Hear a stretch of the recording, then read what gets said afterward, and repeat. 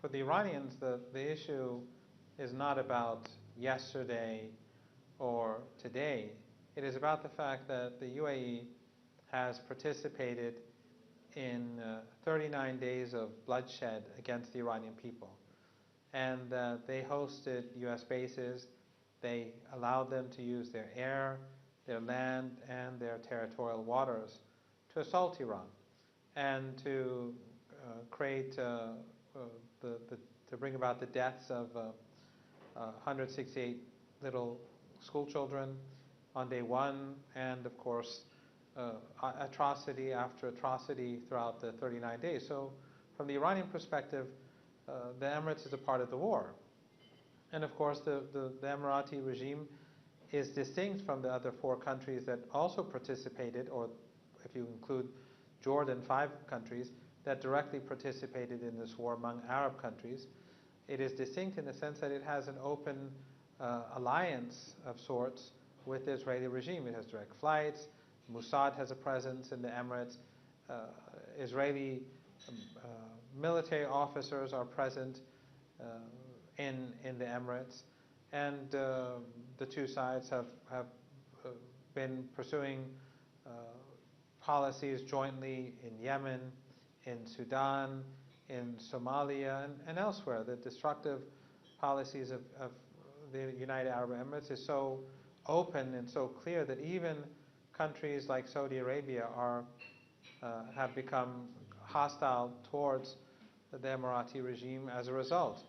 But in the case of Iran, what the Emirates has done is unacceptable and really unforgivable.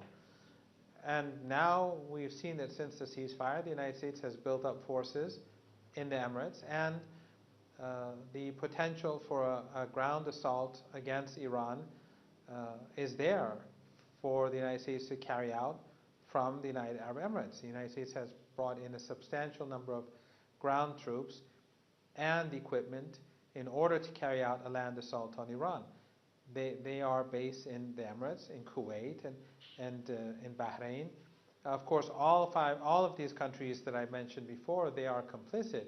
But the Emirates has a very particularly sinister role in all this. And of course, not only has the Emirati regime shamelessly supported the United States in this, and the Israeli regime in this war of aggression, but they also carried out their own strike against the Iranians, for which the Iranians hit them back hard. So no matter how the Emirati regime tries to frame the situation, they are the aggressor, and the Iranians will be demanding compensation. And when this war is over, the United Arab Emirates will definitely pay in full. And the regime has done a huge disservice to its people, because this was an unnecessary war. If the 5 countries in the Persian Gulf, Jordan aside, which Jordan is, the regime is so bound to the United States that it's useless to even speak of with them. But if these 5 oil and gas-rich regimes that have been assisting the United States during this war, if they just said no to the United States, if they had said from day one that we will not allow the United States to use our airspace, our territory, our land, our seas, our waters, there would have been no war, because the United States could not have carried out this war from a logistical perspective without these countries. And right now, if these countries were to say no to the United States, Trump would not be able to restart another war, which is quite possible. It could happen any time, because the United States has gathered its forces.